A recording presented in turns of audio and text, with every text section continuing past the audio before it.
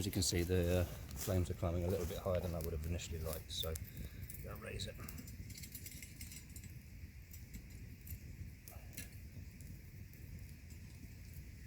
Without burning myself, hopefully. There we go.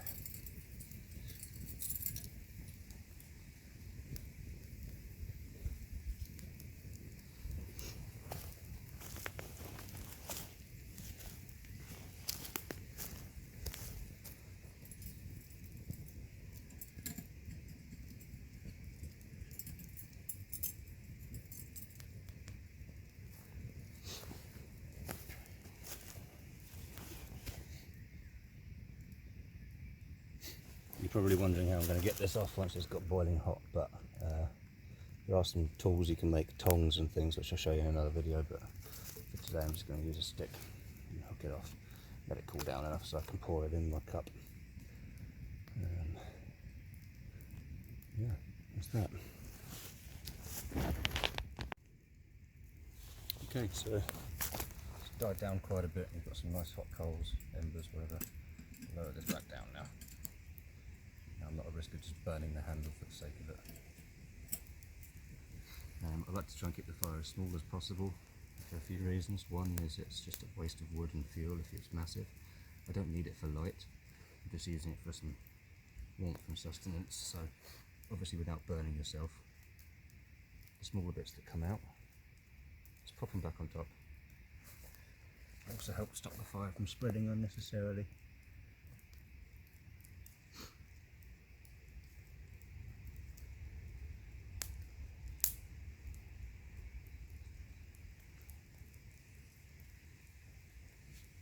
People don't realise with the fires is if it's out, obviously it looks like it's out, but in actual fact under the ground it can be really hot still, and it can smoulder for days in the right environment, and that's what can cause forest fires and things, even in wet climates. You know, things like compost under the ground can be quite warm in places if it's breaking down, so make sure you've got enough water to make sure it's completely out. And the area you've chosen is conducive to not causing a fire. There is flint around here, so I've cleared all the little stones away, but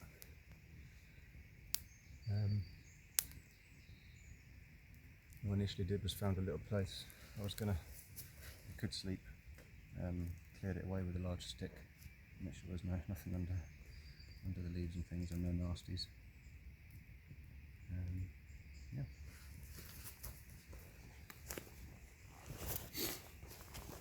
This is some of the stuff I brought with me today. It's not much. I've packed away things I'm not using. So I've got just some water biscuits and some jerky I made. A macaroon, coconut flavoured thing, a little Nutri-Grain bar. My old military issue cup and a few tea bags, cup of soups, coffee, a couple of sugars, that sort of thing. So this kit I have today is not sustainable in the sense of I have lots of food and stuff, because I don't. Again, like I said, I can modify kit as I see fit.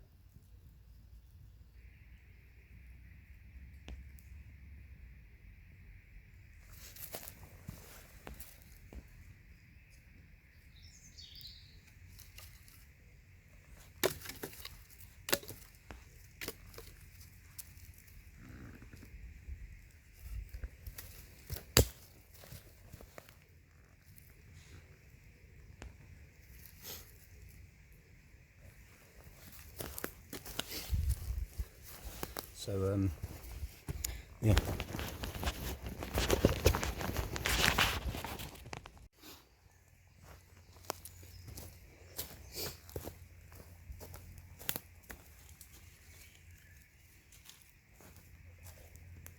So I really came today just to get some headspace for myself. I'm married, I'm in my 30s, ex-military. I was only in for a fairly short period compared to some others. Did some cool stuff, went on tour a couple of times. But I went into the military with a history, a background. And we'll get into that in later videos if I feel like I'm strong enough to tell the world. But I suffered at the hands of some abuse, not from my mother, My mother was a victim also, but I grew up experiencing that. And I had a really rough time when I left the army after a while, because, well,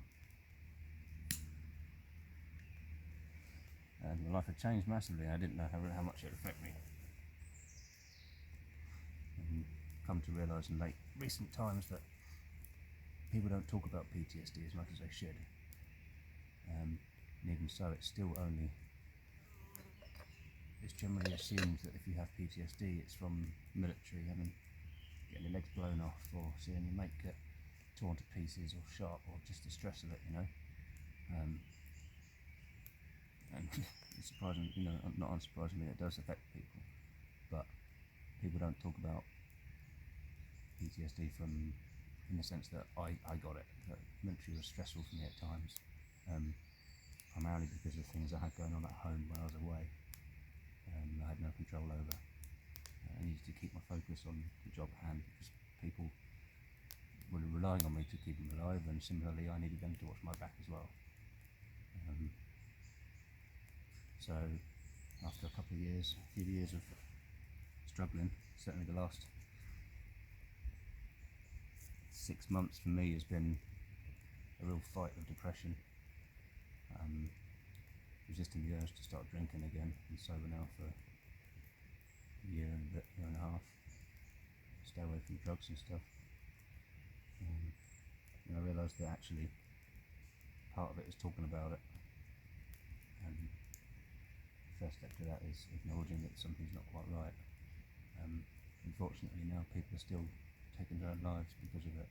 And I figured there are some role models in my life that had gone through the journey of dealing with their own experiences and come out the other side, and have some lessons to offer and give them advice to give, or even just be there for you. And I figured if I could be someone like that for other people, that's a good thing. I'm not afraid to tell people about my past and stuff.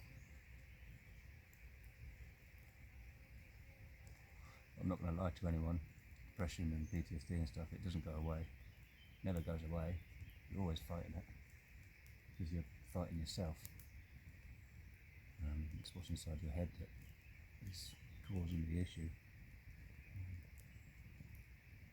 So I'm going to try and put a bunch of, try and get a bunch of videos together showing silly things like this that I take for granted that some people might not know, like I watch Ray Mears and stuff. Some of this is self-taught, and people I've worked with have taught me things. There's a lot of things I take for granted. And it is peaceful to come out. So yeah, I'm going to try and put some videos together, showing bits and bobs, sewing, how to cook some basic meals for yourself if you leave the army and you haven't been, because you don't get taught that. Some people join it now at the age of 15, 16, maybe even younger, I don't know. And they don't get taught those skills. And when all of a sudden you're out of the army, dumped in this big wide world, things are different. I was lucky in the sense that, I'll pause the video and come back because I'm on my phone again.